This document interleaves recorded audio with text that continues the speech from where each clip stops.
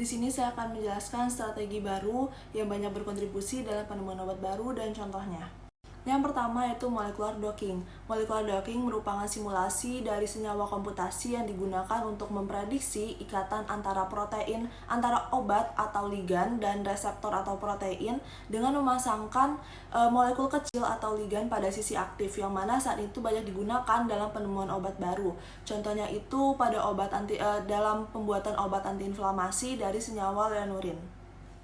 Yang kedua yaitu machine learning. Machine learning bertujuan untuk mengetahui apakah suatu senyawa termasuk senyawa non-obat ataupun obat. Nah, saat ini terdapat teknik baru yang bernama deep bar yang merupakan gabungan dari kimia dan machine learning. Nah, deep bar ini dapat menghitung secara cepat antara keterikatan target dengan kandidat obat. Nah, dia ini menghasilkan kalkulasi yang tepat dalam waktu yang lebih cepat dibandingkan dengan metode-metode sebelumnya. Nah, lalu setelah itu dalam pengujian dengan molekul kecil mirip protein dihasilkan dia itu dapat menghitung energi bebas pengikatan 50 kali lebih cepat daripada metode sebelumnya. Nah, saat ini ia akan digunakan dalam penemuan obat COVID.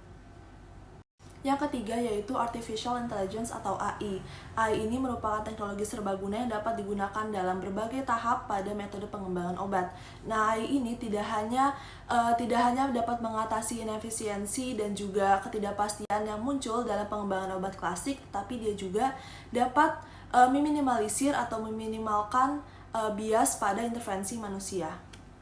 Yang pertama yaitu berperan dalam menemukan dan memvalidasi target molekuler. Nah, dalam penemuan atau pembuatan obat itu kan dimulai dengan mengidentifikasi protein target efektif yang dapat menyebabkan penyakit atau yang menyebabkan penyakit. Nah, AI dan pemrosesan bahasa atau disebut juga dengan NLP, dia itu telah memberdayakan para peneliti untuk dengan alat untuk memindai banyak literatur medis, atribut biokimia, dan juga data generik yang digunakan untuk menghasilkan target biologis baru. Yang kedua yaitu menemukan hit atau lead. Nah, setelah molekul diidentifikasi, maka para peneliti harus mencari tahu nih senyawa apa sih yang dapat mengubah protein ini. Nah, maka dari itu senyawa pertama yang menunjukkan aktivitas terhadap target biologis ini disebut dengan hit. Sedangkan lead ini merupakan senyawa kimia yang memiliki potensi penjanjikan atau menunjukkan potensi menjanjikan yang mengarah pada pengembangan obat baru. Yang ketiga yaitu retrosintesis senyawa sasaran. Retrosintesis digunakan untuk mengidentifikasi reaksi kimia relevan yang mengarah pada perumusan suatu molekul. Nah, model ini digunakan untuk membantu para peneliti dalam mempelajari sejumlah besar reaksi organik yang relevan yang terdapat pada literatur, dan juga untuk memprediksi yang digunakan untuk memprediksi rute retrosintesis dan juga menilai sintesis kandidat.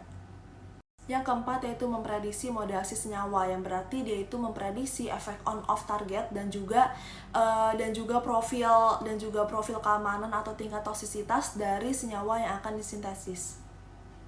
Yang kelima ya berperan dalam seleksi dan pemantauan populasi untuk uji klinis.